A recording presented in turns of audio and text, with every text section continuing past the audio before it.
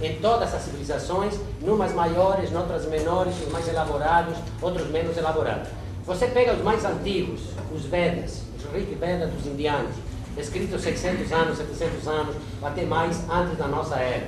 Depois você tem a Bíblia, também outro livro super sagrado, não é considerado sagrado, super lido, quero dizer. Super sagrado não, sagrado e super lido, é o livro mais publicado no mundo, você tem ele na mão, não é? Ele foi escrito entre 1000 anos antes de Cristo até mais ou menos 100 anos depois de Cristo, incluindo aí o Novo Testamento, não é? Não é verdade? Então, você tem depois o Alcorão, que para os muçulmanos é muito mais sagrado do que a Bíblia, e inclusive eles não permitem tradução. Para os muçulmanos o Alcorão só se pode ler em árabe, o resto é interpretação. Nós lemos a Bíblia em português, com as maiores aberrações, não é? Porque o pessoal que traduziu a Bíblia, não é? Já pensou um burro traduzindo a Bíblia, o que vai traduzir? Então ele traduz a palavra camelo, camelon grega, por camelo. É porque acha parecida a palavra camelon, que a tradução correta é corda grossa, e se você vai no dicionário Aurélio, também no finzinho da palavra camelo em português, vai dizer animal não sei o que, e no fim, corda muito grossa. Por que não coloca primeiro essa definição, para que as pessoas, quando usam nas igrejas, tanto católicas como evangélicas, que é mais difícil um rico entrar no reino dos céus que um camelo não, que uma corda grossa entrar pelo mundo de uma agulha, aí todo mundo entenderia a mensagem com facilidade. Mas a Bíblia foi traduzida por ignorantes, por pessoas que não conheciam grego, não conheciam bem latim. Não digo totalmente, mas cometeram muitos erros. Isso a gente tem que ter clareza, e esses erros a gente engole.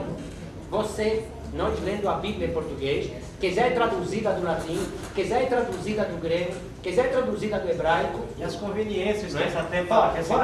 Fora isso, com certeza, uma intervenção muito boa. Além das...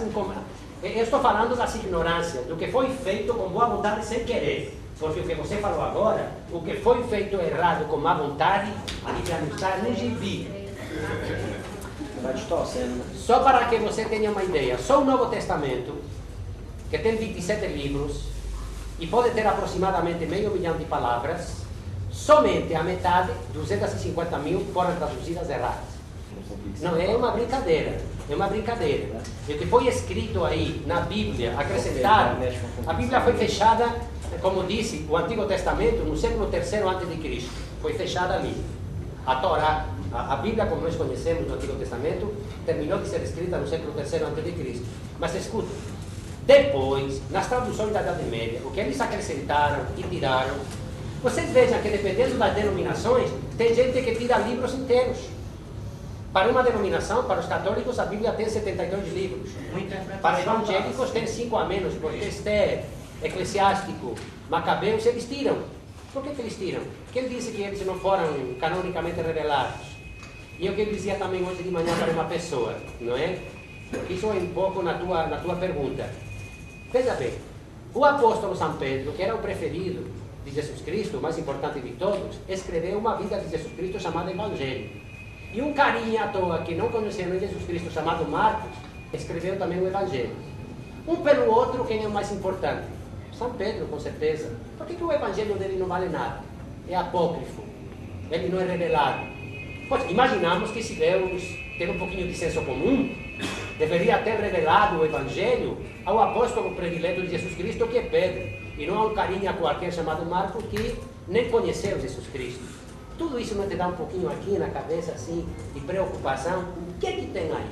Né? Então, veja bem, a sociedade humana, nas várias raças, evoluiu de uma forma semelhante, embora um pouco descompassada.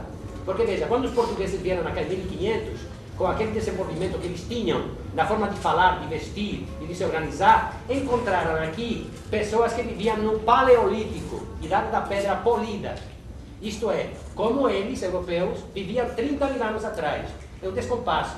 Mas o pessoal de aqui, chamado Tupi, Tupi-Guarani, Potiguara e tudo mais, eles tinham um deus também, Tupã. Como eles chegaram a isso? Porque a evolução da sociedade humana é semelhante. A crença no ser superior, não é? Em alguém que protege para o bem, que castiga para aqueles que se comportam mal, porque não temos uma consciência própria. A humanidade infantil, como toda criança, precisou de um ser superior que lhe dissesse: estás fazendo bem, toma um confeito. Estás fazendo mal, toma um castigo. A sociedade humana ainda não chegou ao ponto anárquico de dizer: não preciso ninguém me dando confeitos quando faço bem e me castigando quando faço mal. Basta a minha consciência. Não preciso de prêmio nem castigo. Não existe céu para me premiar, nem inferno para me castigar. Basta eu saber que estou fazendo certo. Isso é o importante. Agora, a humanidade ainda não chegou a esse estágio. Nem a mais desenvolvida, como dizem a europeia, eu não sei se é, como a mais atrasada, como os índios da Amazonas, que eu não sei se são os homens mais atrasados do mundo. Acho que eles vivem melhor do que muito americano em Nova York. Eu gostaria de saber se no pensamento de Sting ele faz alguma consideração à imanência. Como ele encara a imanência, se ela seria também uma forma de absoluto. Em sua época, ele percebeu que as críticas que estavam sendo feitas, os ditos ateus de então, né, a crítica à ideia de uma divindade, né, camuflou de fato, né, um novo absoluto. E aí ele foi lá e buscou, né, e fez a crítica, né, à modernidade, a gente pode dizer assim, já antes de meados do século XIX. Né. Mas para ele, assim, o que move a ação humana mesmo é esse inominável. Não haveria nome mesmo. Não haveria nome. Ele exatamente quando você conceitua alguma coisa, você conceituou, é um novo universal. Um conceito, né, é uma definição, portanto, é universal. Né? Então, falar numa verdade, ou numa verdade filosófica, ou numa verdade científica, ou numa verdade seja lá qual for, na medida em que isso se estabelece, né, qualquer ideal, né, se estabelece como geral, fatalmente vai ser um outro elemento que barra a culminância do egoísta, né, com que o único ele possa fruir de si mesmo. Né. E aí ele cunhou esse termo, que é uma expressão sem expressão mesmo.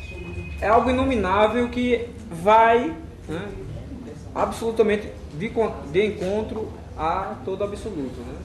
Esse único, ele é irrepetível. Você, né? Eu sou único, nunca mais vou existir, nem existiu alguém igual a mim. Né? A minha fruição, ela vai de mim mesmo, ela parte de mim. É isso que ele coloca. Né? Sem referencial nenhum, sem nenhum centro, sem nada acima nem abaixo. Né? O nada, é essa ideia que ele coloca. Né? É exatamente onde está baseada a causa dele. É no nada, é em mim mesmo, né? Porque não tem precedentes. Eu acho que eu sou minoria aqui, não pelo fato de ser mulher, mas porque eu sou espírita, não é? E as pessoas têm uma concepção muito errada do ateu quando elas dizem que o ateu, como Gonzaga colocou, a questão do bem e do mal, por não terem Deus, não é? Eles não agem de forma bondosa, de forma caridosa, não fazem bem, ao contrário, querem só prejudicar. E eu posso dizer que se existe uma pessoa realmente boa, de coração, essa pessoa é o Sanches, que se diz ateu convicto, não é?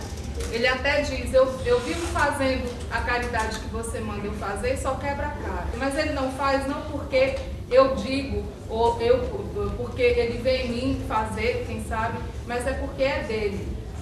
E não só ele que eu conheço que seja ateu, eu conheço outros também. Então essa questão da bondade, essa questão da humildade, essa questão da caridade não parte de alguém que tem uma crença em Deus. Não. Parte de alguém que tem uma consciência em si. Parte de dentro de cada um. A questão da bondade tem muitos, eu conheço muito espírita, muito católico, muito evangélico, que por ser espírita, católico, evangélico, seja lá o que for, qual seja a crença que adota, não por isso que sejam bons, não. Então, o ateu faz por uma questão de consciência, não é porque, como o Sanches colocou, tem alguém vigiando, não. Tá? Então, é a visão errada que a maioria das pessoas tem do ateu. Eu vi a exposição aqui de Deus como uma coisa, um ser, uma força, uma energia, que é como colocaram, que está presente olhando, observando, ou que está inatingível, inacessível, ou que é uma crença, é uma coisa muito longe. Como é que fica a questão do Deus de cada um, que pode também ser chamado de consciência, se ele está em todos, se o próprio Deus disse eu estou em todos, eu estou presente, eu sou onipotente, onisciente e onipresente.